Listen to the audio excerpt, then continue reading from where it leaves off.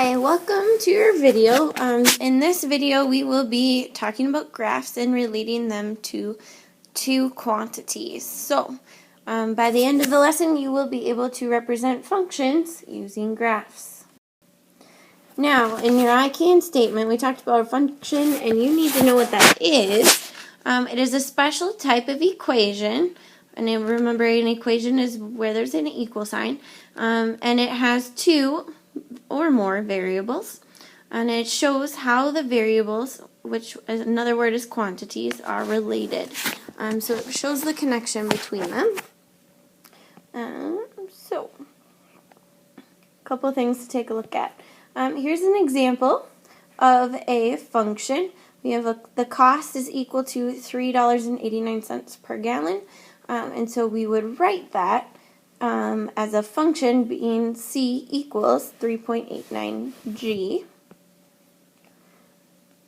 Another example for you would be friends equals 12.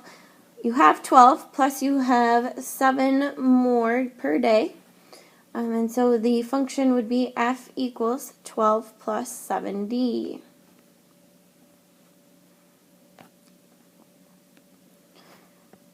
Without the word in there, just a way to look at it, here would be an example of a function. Notice we have the two variables, y and x. And my last example for you would be y equals 2x. You have a y and an x. Those are two variables, and it shows that they're related by multiplying by 2.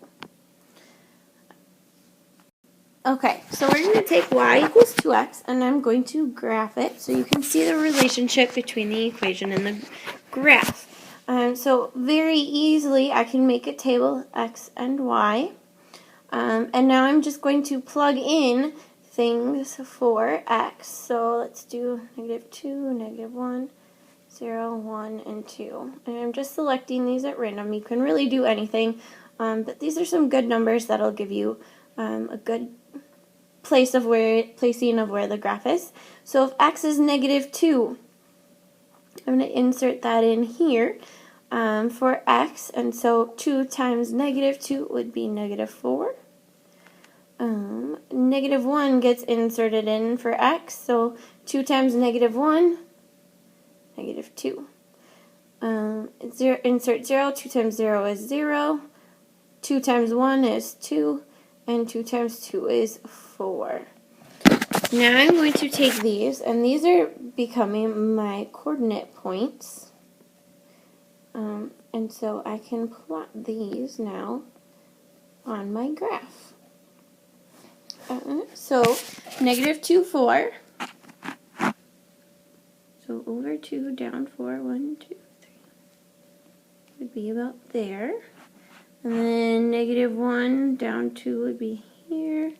0, 0, which is the origin. And then 1, 2. And then 2, 4. And this will show you kind of what the graph is going to look like.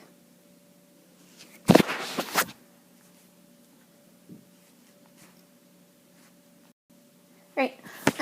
Once you have a graph, you need to be able to analyze it, which is one of the more important parts of graphs. They're great, but if you can't read them and understand them, they're not very beneficial to you. So here, the graph shown shows the volume of air in a balloon as you blow it up until it pops. So what are the variables? The two variables we have here, the first one is volume, and that is the y-axis, so the y variable. And then time is on the x-axis, which is the x variable. And now describe how they are related at various points in the graph. That's our next thing that we have to do. So how is it happening? That's a great question. Okay, so first thing we do is look at the title. So air in balloon, so it's going to describe the relationship between the air in the balloon. So as time goes on, So if I look here, it is increasing. So the volume increases, but then what happens here in these spots where you see a flat line? Well, that's when you pause to take a breath.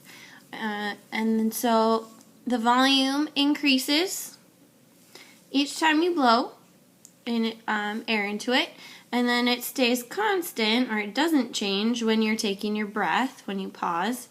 And then all of a sudden it pops, and then obviously there is the volume decreasing to 0 very rapidly. So now it's your turn. In these two graphs, you are going to answer two questions. The first question is, what are the variables? You need to identify them in each graph. And then number 2, how are those variables related at different points throughout the graph? So just like I showed you in that example, you're going to do it for both A and B here. Make sure you write those down, and we will discuss those in class.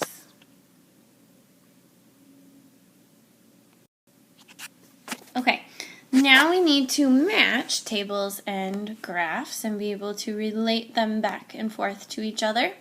So here we have a problem, and it is showing us the total number of downloads on a website. And if we look at the table, it tells us each day the number of downloads. And as we see this, we can read it clearly as the days go on. It is increasing. And not only is it increasing, it's increasing at a very, very rapid rate. If we look here, we go from like 1,000 to over 3,000, and then 3,000 to 10,000. That's increasing very, very, very quickly. And so we need a graph that's going to show us increasing very quickly. So if we look at these 4 graphs down here, I look at A, that one's increasing, so that one could potentially be our answer. If we look at B, that is also increasing. C, it's increasing, but then if we look at the end, it's kind of decreasing there at the end. So we can go ahead and cross that one off right away. That one's not going to work for us. And then we look at D, that one is clearly decreasing, because as we look left to right, it's going down. So D is not an answer either. So we're left with A and B. But the key here is that it's increasing at a rapid rate. And because it's doing so quickly, we want something that's really increasing really fast. And that curved line in B is showing that it's getting steeper and steeper every time. So the correct answer there would be B. All right, your turn. This table is talking about the amount of sunscreen in a can based on the number of times that the sunscreen bottle has been used. So which one of these 3 graphs represents or could potentially represent the data? Go ahead and select your answer, and please include a reason why. So don't just give the letter, but include why you're picking it.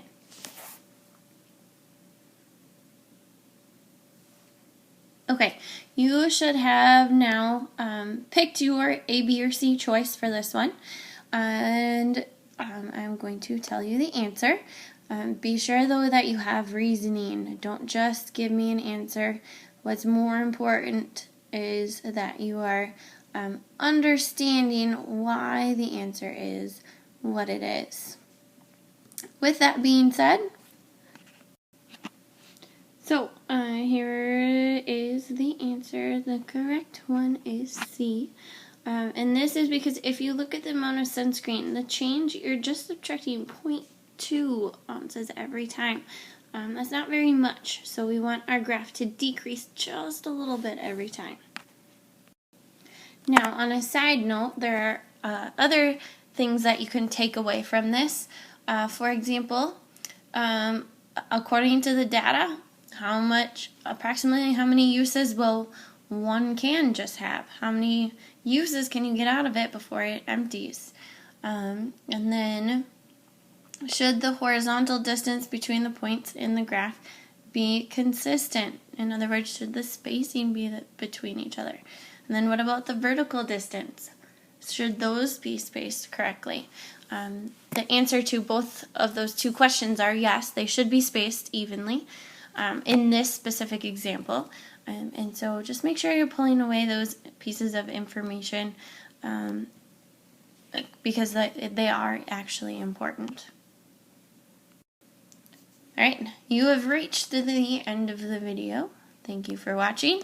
If you have questions, please come prepared in class to ask them. Have a great day.